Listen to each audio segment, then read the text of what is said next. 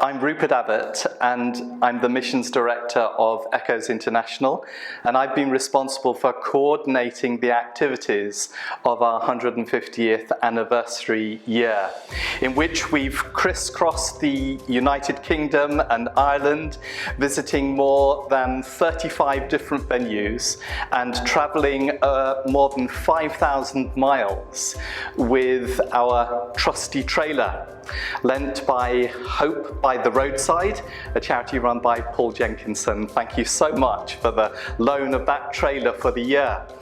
Amazing that it's survived and did all those miles. Somebody described it as Mary Poppins' handbag. They couldn't believe that so much came out of that little space. There are some highlights from the year.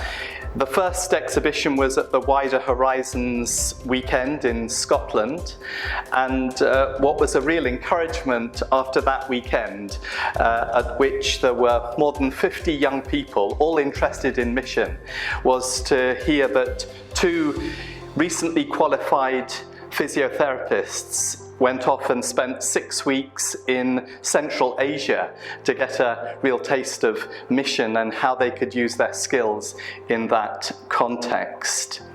That's one of the aims of the year, was to really present the challenge of the unfinished task and see people responding. It was really encouraging to go to different places where they had put on a mission weekend around having the exhibition and the film. One of those was Oak Hall in Caterham, and they asked Richard Harknett and myself to share mission stories with the children's groups, and then the teens groups, and then the young people's groups, all over the course of the weekend. And it was a thrill to have that opportunity to share about mission with all these young people. With some of the older ones who've come to visit the exhibition, it's been a bit of a trip down memory lane. I remember one lady in her 90s coming and saying that she remembered reading the Echoes magazine when she was a little girl of 7, and she remembered that the magazine had a logo with 2 black circles in the, on the front cover. So I went and got some of the old books with the old magazines. So did it look like that? And she was thrilled to see one of the magazines that she'd read as a little girl.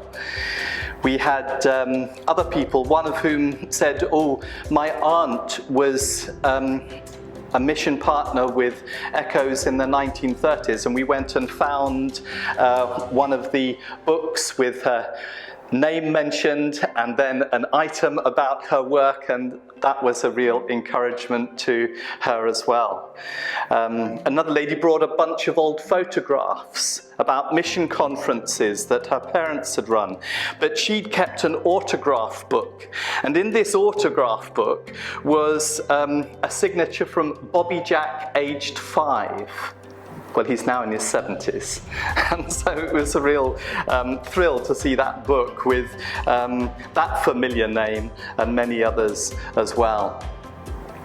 We've been really encouraged to show the exhibition to lots of young people, and for them to be saying how informative it's been, that they've learned a lot about mission.